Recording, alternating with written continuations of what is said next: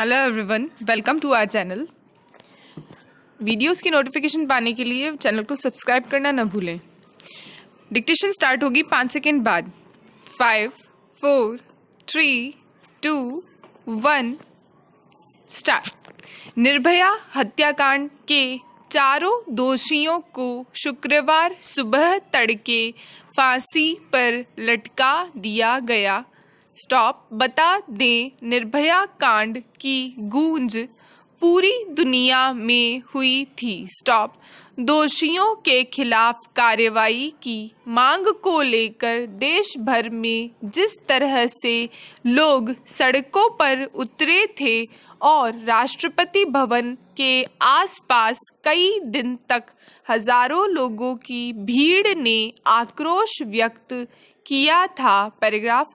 निर्भया कांड के 4 गुनहगारों को शुक्रवार सुबह दिल्ली की तिहाड़ जेल में फांसी पर लटका दिया। स्टॉप। इस जघन्य कांड के दोषियों को सजा से यह बात एक बार फिर साफ हो गई है कि न्याय मिलने से देरी भले हो, पर दोषी कभी भी कानून से बच नहीं सकते। स्टॉप। दोषियों को सजा से न्याय व्यवस्था के प्रति लोगों का भरोसा और मजबूत हुआ है। स्टॉप। लेकिन न्याय में देरी को लेकर जो सवाल अब तक उठते रहे हैं वे वही के वही हैं।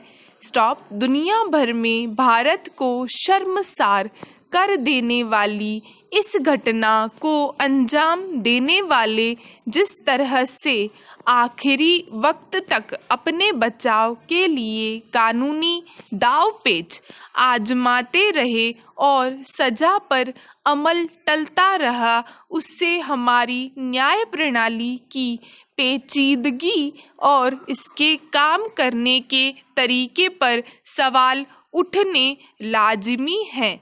बचाव पक्ष का एक वकील तो इस तरह का दावा हमेशा से करता रहा कि वह दोषियों को फांसी के फंदे तक कभी नहीं पहुंचने देगा। स्टॉप। इससे कई बार तो ऐसा लगने लगा था कि दोषियों को सजा पर अमल हो भी पाएगा या नहीं। पैराग्राफ। निर्भया कांड की गूंज पूरी दुनिया में हुई थी। स्टॉप। दोषियों के खिलाफ कार्यवाही की मांग को लेकर देश भर में जिस तरह से लोग सड़कों पर उतरे और राष्ट्रपति भवन के आसपास कई दिन तक हजारों लोगों की भीड़ ने आक्रोश व्यक्त किया, उसका नतीजा था कि सरकार और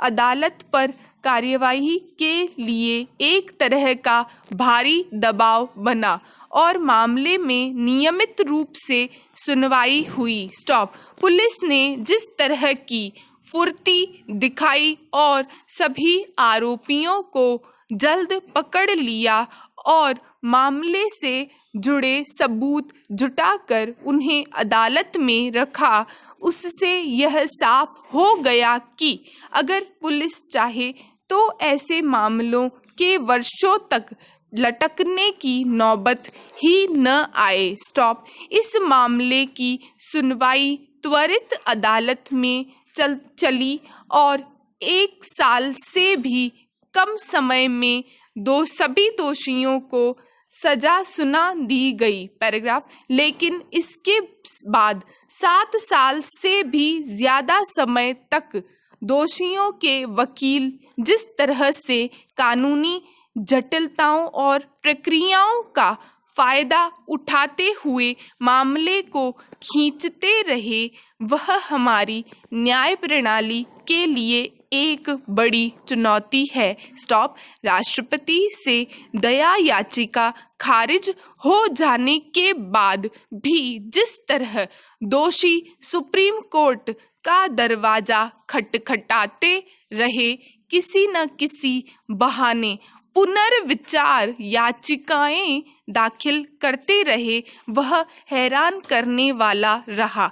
एक दोषी ने तो इस बात पर ही नई याचिका दायर कर दी कि उसके साथ जेल में रहने के दौरान उत्पीड़न हुआ, तो दूसरे दोषी के मामले ने एक अर्जी अंतर्राष्ट्रीय न्यायालय में दायर कर मामले को लटकाने की चाल चली। भारत की न्याय व्यवस्था की बुनियादी सिद्धांत यह है कि भले 100 गुनहगार छूट जाएं, लेकिन किसी निर्दोष को सजा न हो। पैराग्राफ इसी वजह से दोषियों को हर संभव कानूनी विकल्प आजमा लेने के मौके दिए गए।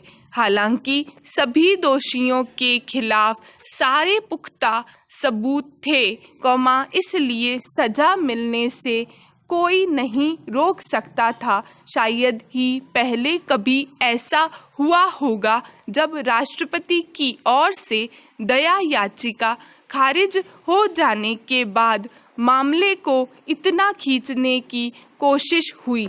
दरअसल न्याय प्रक्रिया इतनी जटिल है कि बचाव पक्ष हर स्तर पर कानूनी नुक्ते निकालता है और उनका फायदा उठाता है। इस दोष को दूर किए बिना जल्द और वाजिब न्याय की कल्पना कर पाना मुश्किल है। निर्भया कांड जैसे न जाने कितने ही मुकदमे अदालतों में लंबित पड़े होंगे और पीड़ित न्याय का इंतजार कर रहे होंगे। पैराग्राफ 1 लोकतांत्रिक और विकासमान समाज में जहां सरकारों और समूचे सत्ता संस्थानों को अपनी ओर से सामाजिक गैर बराबरी के पैमानों को खत्म करने, समानता आधारित समाज की जमीन मजबूत करने की पहल कदमी करनी चाहिए, वहीं कई बार इसके खिलाफ दलीलें पेश करके जड़ता और यथास्थिति बनाए रखने की कोशिश की जाती है। पैराग्राफ 1 महीने के भीतर यह दूसरा मौका है जब स्त्री और पुरुष के बीच बराबरी की मांग पर आधारित एक अहम लड़ाई को बड़ी कामयाबी मिली है।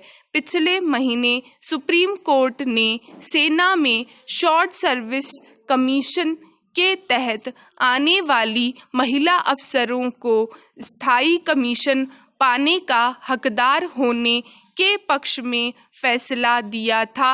अब नेवी यानी नौसेना में भी अदालतों ने महिलाओं के हक में फैसला सुनाते हुए साफ लहजे में कहा कि जब केंद्र सरकार ने एक बार महिला अधिकारियों की भर्ती के लिए वैधानिक अवरोध हटा दिया तो उसके बाद नौसेना में महिलाओं को स्थायी कमीशन प्रदान करने में लैंगिक भेदभाव नहीं किया जा सकता। पैराग्राफ इसके पहले महिलाओं की भर्ती को लेकर जिस तरह के अवरोध थे वे भी महज सामाजिक पूर्वाग्रहों पर आधारित थे और उसे हटाना एक सभ्य और लोकतांत्रिक समाज की जिम्मेदारी थी। लेकिन जब उन अवरोधों पर विचार करके उन्हें खत्म किया गया तो लैंगिक स्तर पर भेदभाव वाली